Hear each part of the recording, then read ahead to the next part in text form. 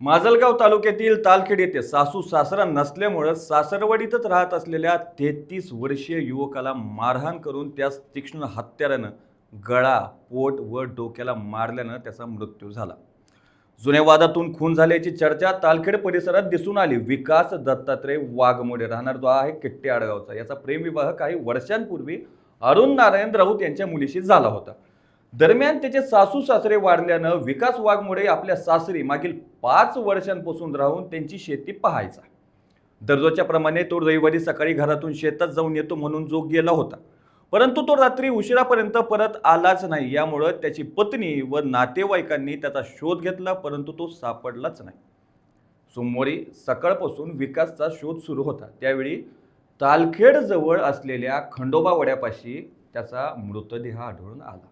यानंतर ही बाब ग्रामीण पोलिसांना कळविण्यात आली। त्यानंतर पोलिसांनी येऊन घटनेची माहिती घेत पंचनामा देखील केला।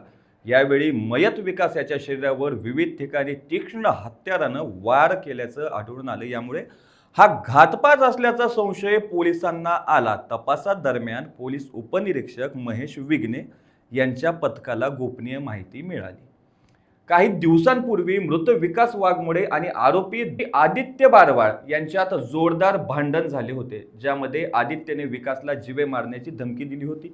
या संशयावरून पोलिसांनी आदित्य बारवाळ याला ताब्यात घेऊन चौकशी केली असता त्याने गुन्हा देखील कबूल केला। आरोपीने सांगितलं की विकासने पूर्वी त्याला पुणे येथे मारहाण केली होती। तसेच 15 दिवसांपूर्वी तालखेड फाटा येथेही दोघांमध्ये भांडणं झालते, ज्यात विकास कुऱ्हाड घेऊन अंगावर धावून गेला।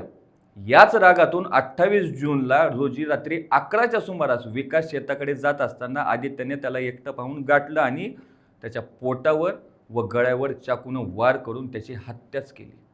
आरोपीनं गुन्हा कबूल केल्याचं त्याला पोलीस कारवाईसाठी आता माजलगाव ग्रामीण पोलिसांच्या स्वाधीन करण्यात आलंय। अशाच ताज्या अपडेटसाठी लोकांच्या टीव्हीला सबस्क्राईब करा आणि लाईक करायला विसरू नका।